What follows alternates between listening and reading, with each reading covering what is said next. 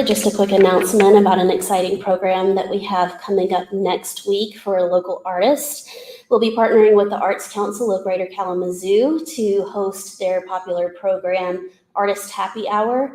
And this is a chance for emerging artists and seasoned artists alike to come and get some tips about polishing resumes and portfolios and all that good stuff and getting ready to get their names out there.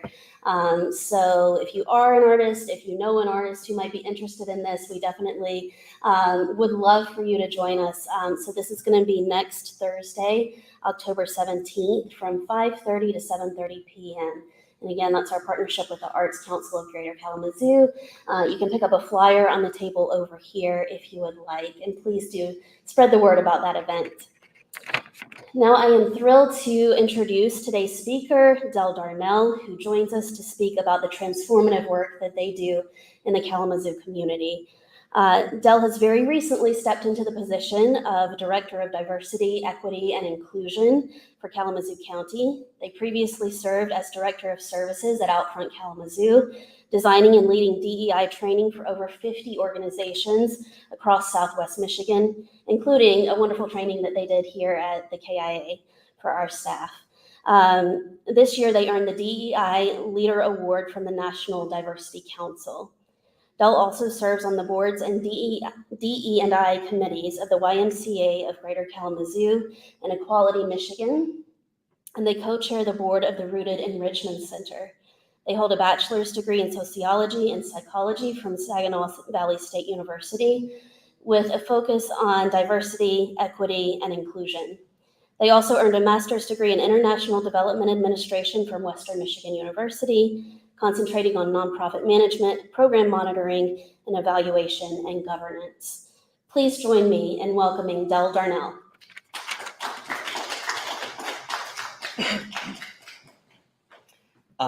Thank you, Miriam. I didn't realize I gave you the whole bio, so that was a mouthful, so thank you. And I was telling Miriam, typically when I present, I'm used to meandering around, but for the folks joining us on YouTube, I'm going to work really hard to just grab this and not meander like I usually do. So if you see me meandering, just, wave me back here. So Miriam asked me to speak. We've been planning this for a while now, and some things have changed. So when we first talked, I'll go in this in a minute, but I'll just say. So we're going to talk about building safe spaces, and I've subtitled this "Design for Belonging," knowing that maybe talking to some artists here. And so before I get into it, I want to share a little bit about me. Dell Darnell, my pronouns are they, them. And in one of the trainings I do quite often, I talk through all the pronoun stuff. If you have any questions, please just ask. But I grew up in the conservative South. I identify as transgender and queer, and we're not going to go into those too much today unless you have questions. But the reason there's an asterisk next to the word queer is that if you grew up at all in the time I did, you might be familiar with that term as a very hateful, derogatory slang term. You might hear me use it today as kind of an umbrella term for the LGBTQIA community. So I like to throw that out there and just say, if I use that term today, I choose it as part of my identity, and it's a term of joy and celebration. And the reason that I start with these two things is that today we're going to talk about belonging.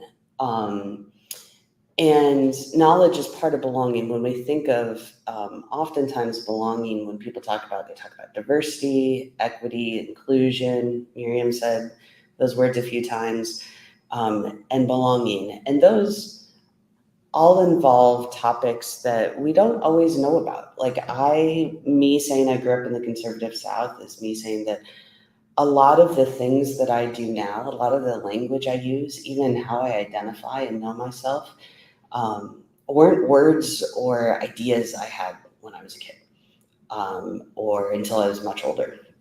And so some of what we'll talk about today, I have learned in my adulthood. And so I would invite you to have an open mind and imagine that we're all on our different kind of learning paths. And I think a lot of what I cover today will feel very familiar. But if I say something that may be new to you, feel free to ask questions or talk to me afterwards, or just, I'll say this later, but I would encourage you to turn any judgment into wonder. So as Miriam mentioned, I'm now, I think this is the beginning of my 5th week, the Diversity, Equity, and Inclusion Director for all of Kalamazoo County government. Previously, as Director of Services at OutFront, our local LGBTQ resource center, and owner of the Dapper Hammer, which I'm excited to share with you about. I'm also the parent of 3 kids, aged 10 through 21, with my wife, Kim Shaw, who is here. And some of you may know her. She's the programs director at the Arts Council. So thanks, babe, for being here. So has anyone heard of the Dapper Hammer here? Yeah, okay, great, excellent, more than I expected. So the Dapper Hammer is the name of my wood shop business. And the way this started is I started building, well, frankly, my bed broke and I needed a new bed and couldn't afford a new bed the way I wanted. And so I had some tools in the garage. And so I hung our 13-year-old, who was 6 months at the time, hung a little baby swing for her in the garage and pushed her while I taught myself to build. Because growing up, as someone who was identified as a little girl, growing up, I wasn't allowed to do any of those things with my dad. I was allowed to hold the flashlight, often be yelled at. I wasn't allowed to do any of those things. And so by the time I got older and I had daughters myself, I wanted to show them that they can do whatever they want to do, right? I'm going to learn. They're going to learn beside me if they want to. And so that started with my kids, just involving them in the things I was doing. And then more kids were involved, and then it was an after-school program, and there were more interest, and so it finally turned into identifying a shop space.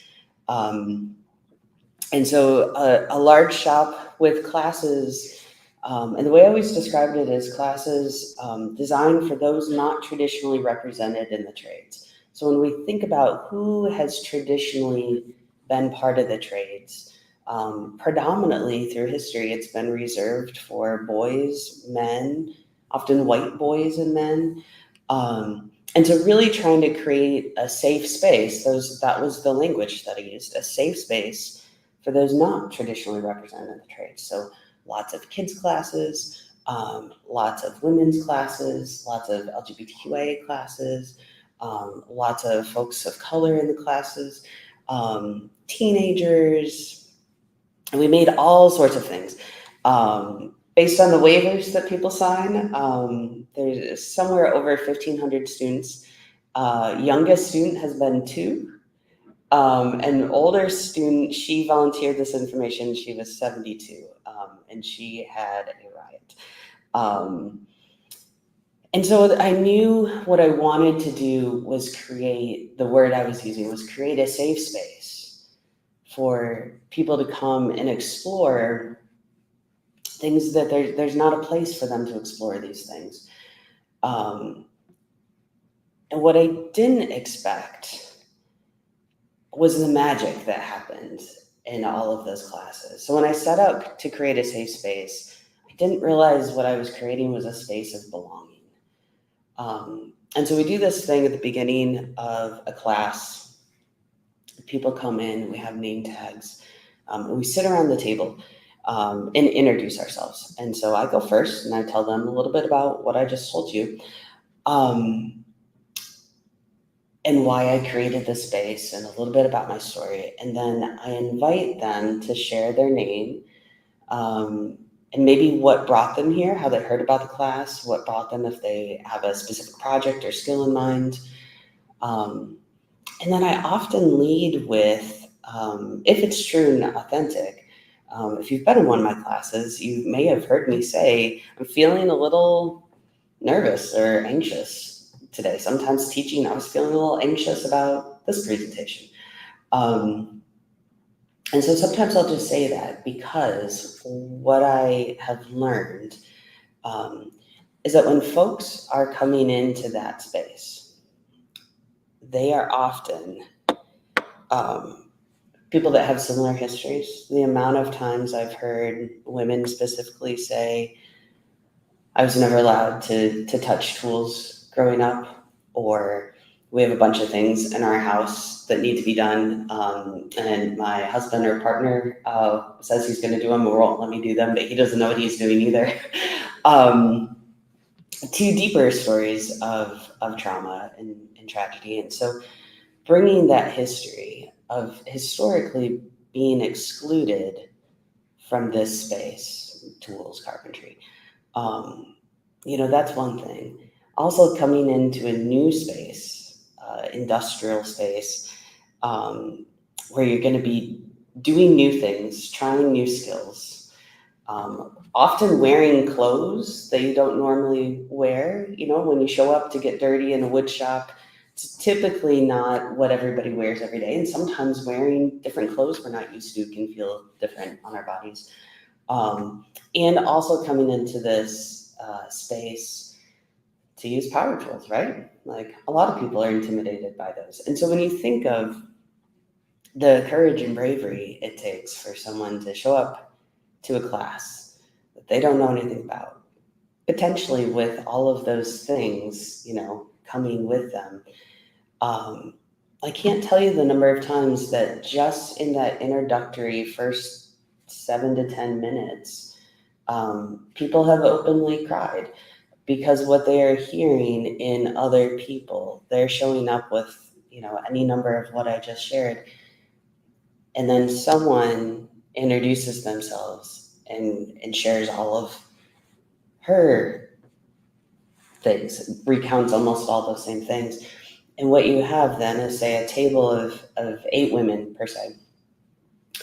And so you have 8 women coming with all of these hesitancies and insecurities and some anxieties, and a lot of courage and a big heaping dose of bravery. And they get there, and it's always very awkward and tense, and no one quite knows what to. It's always early in the morning, so we're sipping our coffee. But then once the introductions start, immediately people see themselves reflected in other people. They hear other stories and know I'm seen, I'm and relate. And I'm jumping ahead of myself a little bit, but today when we talk about belonging happens when people feel safe, seen, and accepted. So when I was thinking about today and what to talk about, I could probably talk for hours and hours about creating spaces of belonging and all the different types of things that you can think about and do in different scenarios, whether that's in a classroom or a doctor's office or a knitting club or what have you, right? There's lots of different places. But what I boiled it down to is what I think are 4 important, call them design tools of belonging. And so we're going to kind of unpack each of these, but 4 design tools of belonging. So if you wanted to say, I have an event or I want to create a space, right? It doesn't have to be an event. Maybe it's a space. You want a group. You want a book club, or you want a group of people that are all going through the same stage in life or something. You want to create a space and you want people to feel some belonging. Here are a few of my tips or suggestions or things to think through in creating safe spaces of belonging. So invitation, threshold, space, and emotional container. And we'll unpack those in a minute. And as we do, I want you to think through as we talk about these that belonging begins when we acknowledge each other as people. Right? So when we talk about creating programs or spaces, the reason we're drawn to safety and belonging is because we are people and we are connecting to the humanity in others. And so as we talk about these things, remember it all comes down to acknowledging each other as people. We don't have to understand someone's identity or appearance or walk of life to value and dignify their humanity. So if you want to everyone think through a space that you're in. Maybe it's a book club or a knitting club or a class, or you run a front desk at a doctor's office, maybe you're a teacher. Think through kind of a space that could even be home, with your family at home. But think through a space and think about how each of these things we talk about may be relevant to that space. And if you're like, oh, I have a space in mind and I have no idea how what you're talking about relates to my space, feel free to just raise your hand or interrupt me. I do not mind being interrupted. I enjoy interactive, and so just keep that in mind. And so first thing here is invitation. Now this could legitimately be an invitation in the mail or online. It could be an actual invitation, but I'd like you to imagine it as something broader. Invitation in the grand scheme of things, of not just a piece of paper with some information on it, but inviting people into this space, whatever that is for you. And so thinking through issues of accessibility, who are you reaching in this space, and who is your invitation coming from? How is it coming? Are you putting it out there, but it's not getting to all the people that you think it's getting to? Is it clear? Is it accessible? Does it require prior knowledge to understand? So if you are, let's say you're starting a book club, and your invitation doesn't give any knowledge about the book, or just has kind of inside lingo about the book. Maybe that's a terrible example, but is your invitation speaking right to your audience? Are you reaching the people that you're trying to reach? Are the people that you want in this space, are they represented in your language and imagery? If you want to have an event, so you want to have a benefit concert, do you want only people that look like you and like the same kind of music you like? Do you want a broader net? Thinking through intentionally of, if I want to create a space of belonging, if I want to create a space where a diverse group can come together and really share in this experience, then am I making sure that I'm reaching all the people that I want to include? So you've reached your people, you're having your space. I called this threshold. And this is something that I can kind of, actually the next few slides, I can kind of owe to my wife for teaching me over the years, in addition to this work I do.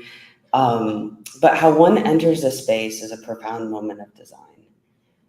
And I love this quote: "An inclusive environment is far more than the shape of its doors, chairs, and rampways. It also considers the psychological and emotional impact on people." So when you think about the feeling of a space, think about an art museum that we're in. Has anyone been to like a really good dive bar in their life? Yeah, all right. So conjure that feeling, versus walking into therapy, right? That's a different, maybe dive bar is therapy sometimes, but they feel different. Those spaces feel different. Versus the space of online social media. So when we think of space, we don't just mean sitting in a room in chairs, we mean space. How you enter each of those spaces is largely shaped by how they are welcoming you. what is there. And so different spaces create different feelings. Entry sets a tone, so it's important to put belonging at the forefront of the experience. When you think of the people that are coming,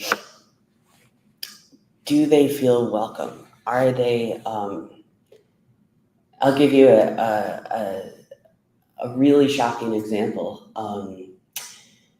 So there was recently a very large building built in Kalamazoo, $97 million to build this building.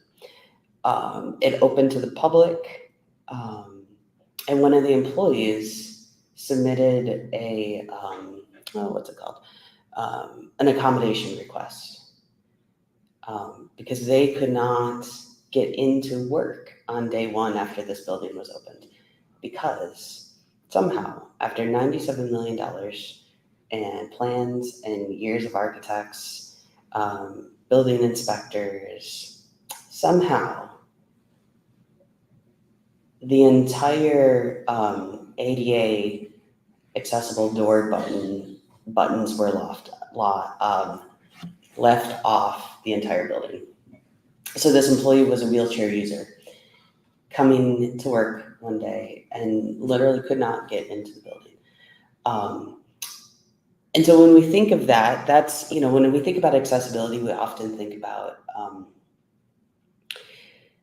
wheelchair users and things like that, but also think about what is the tone that you are setting. I have a friend who starts every team meeting with dance, and she dances it out and encourages other people to. That's her thing. That's not my thing. Nobody wants to see me dance.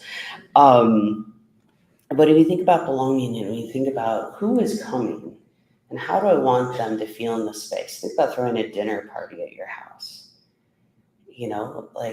Think about how you would cultivate that experience and knowing who's coming and knowing, this might be special for Miriam. And this might be special for Anne, and this might be special for Kim, thinking through that, and then on a grander scheme. Now we get to my favorite. The next one, I guess, is my favorite, but so space. Threshold is the entry, and then we get to the space. Is your space physically accessible to everyone you've invited?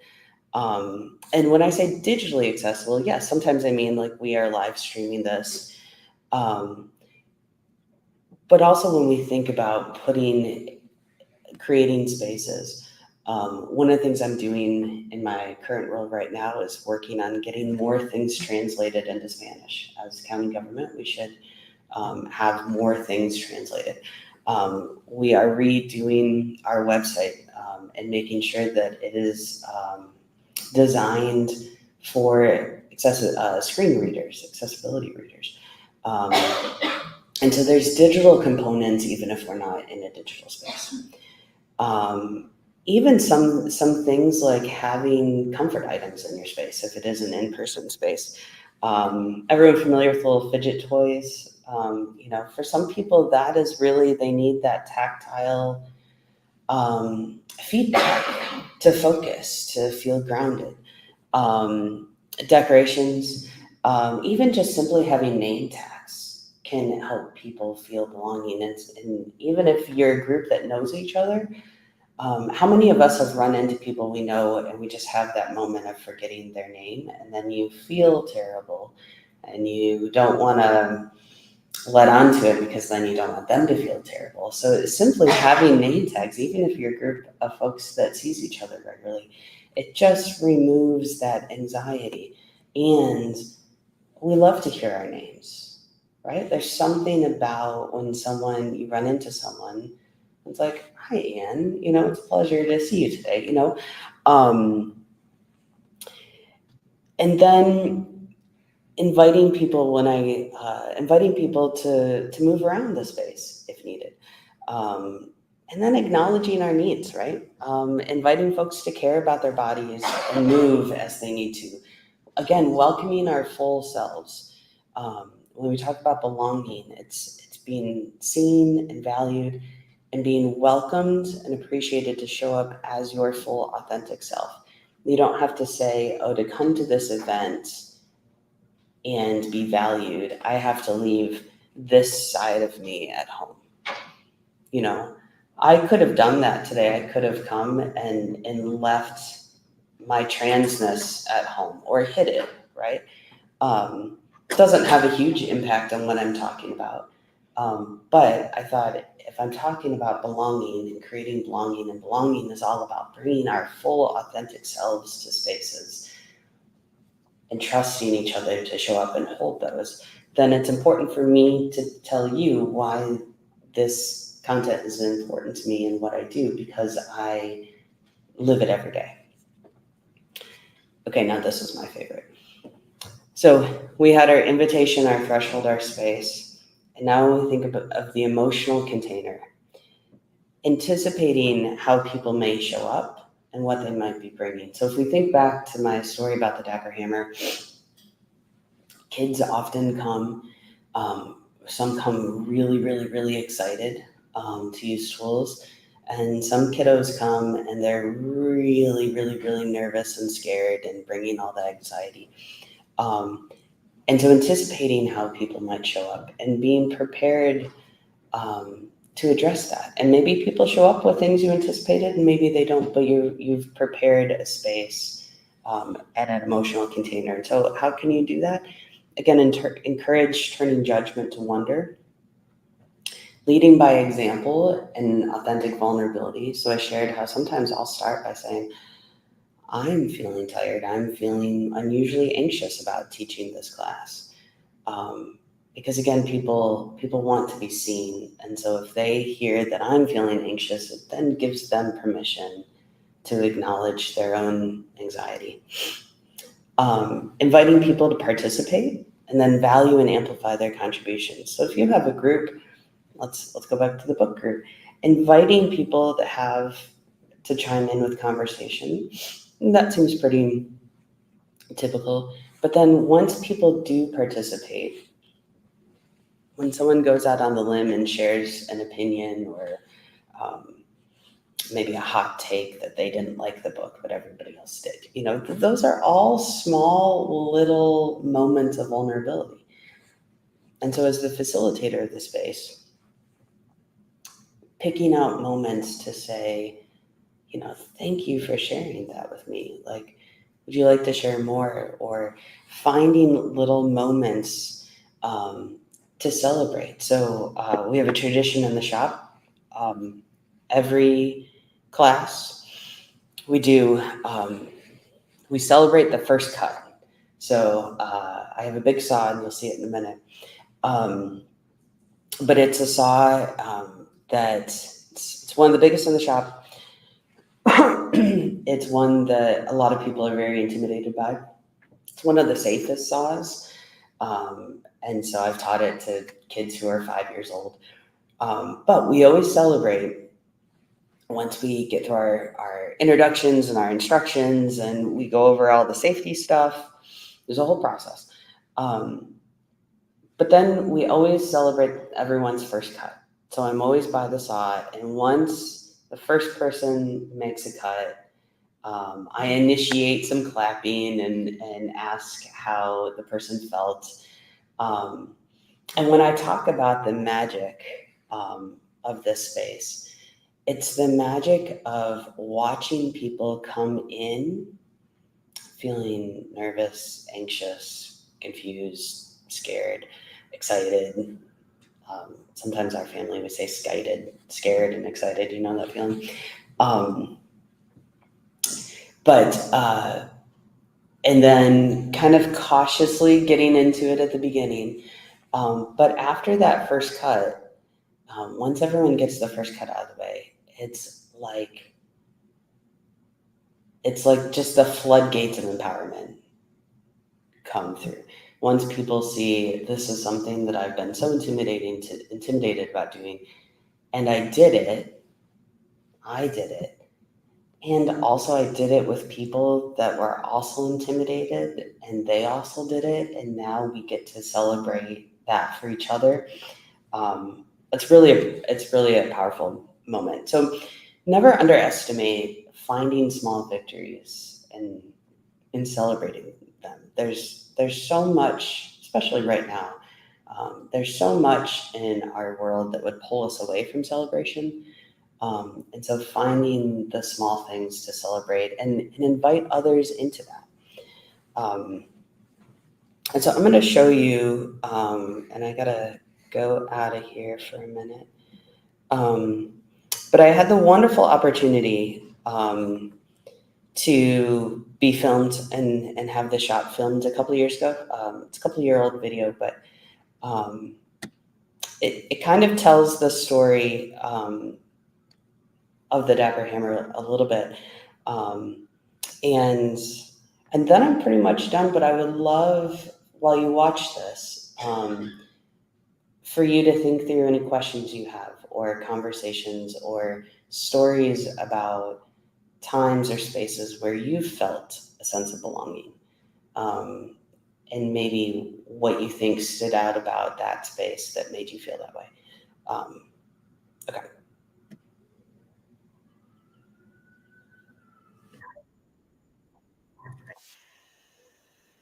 Beautiful to take a piece of something that starts as a tree and to see the story in it and what it could be.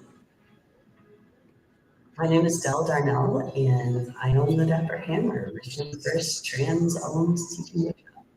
We provide introductory carpentry classes with a heavy focus on creating safe space for those that haven't traditionally been represented in the tools. Completely self-taught. Originally got online, found some students, built my first workbench, started just kind of side hobby, building things and learning more. Dreams started in stages when I had kids. I want to build with my kids. So we've been building in the garage together since they were little. And my gender journey in my life developed, and it became really important for me to create a space that others who haven't historically been welcome to the trades, but are curious about it, could see themselves reflected here and have a space to explore, to come with no experience. This looks pretty good. It's actually one of the safest tools to teach. I have kids as young as 5, and some of the girls just are so excited with the feeling of the power and empowerment they have after they get to make the product, and then they come back and whether someone wants to pick up a hammer or pick up a drill ever again, this is a goal here. To know that they can, and to know that there are safe places for them to explore their interests. One of the privileges of doing this work is not only meeting people, but having the opportunity to show everyone, like, no matter what you look like or how you identify or who you love, like, you are loved and valued just as you are. And so you may learn carpentry skills here, but I hope that's the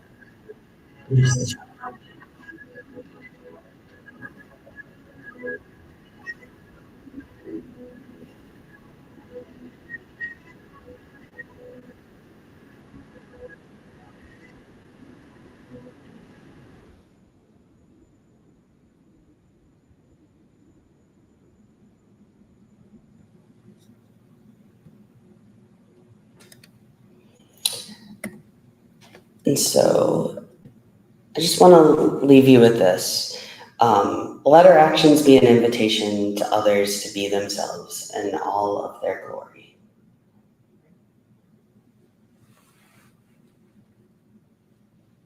Does anyone have any questions or discussion? Or I know everybody likes to get out of events early too, but I would love to hear from anyone if this brought anything up for you, any ideas or memories of times that you felt feelings of belonging in spaces or with groups.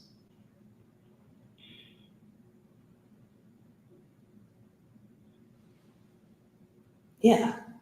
How do you think that the exterior of a space can be more welcoming to a broader range of people?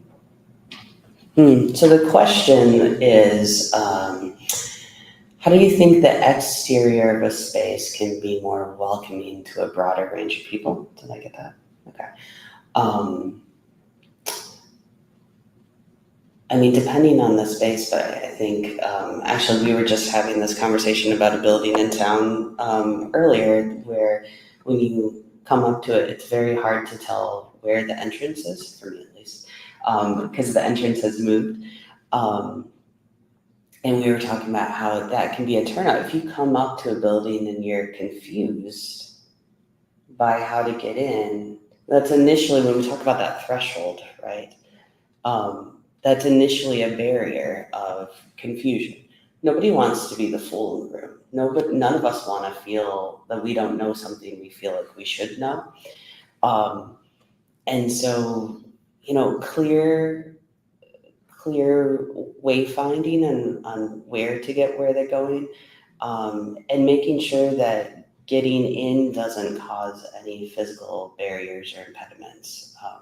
So making sure that no matter who wants to come, and no matter what type of mode of transportation or assistance or they have, whether it's wheelchair or crutches or my stepfather and his little Amigo cart, making sure that people know, like, hey, this, when I talk about design for belonging, like, you were in mind, your needs were in mind when we designed this, or when we redesigned this, or when we retrofitted this. Like, we had your needs in mind. Your needs are not a burden. It can also look cool. Yeah. Does that touch it, what you were asking? Yeah, and sometimes it's more than just the physical welcoming of the outside. I was thinking about the first example that you had between the art museum and the dive bar, and how I would personally feel very uncomfortable going into the dive bar because I have no experience of what's going to hit me when I get in the door. I suppose, I'm sure, there's a lot of people who feel the same way about going into the art museum. That's a wonderful point, and I'm just going to rephrase it a little bit for the folks listening online, that the example about going into an art museum versus going into a dive bar, little, corner bar. Some folks may feel very uncomfortable going into that little bar because they don't know what's inside there or what's going to happen. And I'm going to come back to that point in a minute. Whereas, so you were saying for you personally, that might be how you feel. Whereas there are other folks that might feel really uncomfortable coming to an art museum because they also don't know what's inside or what's expected of them. What's expected of them. And so when we go back to the invitation, remember our first design tool?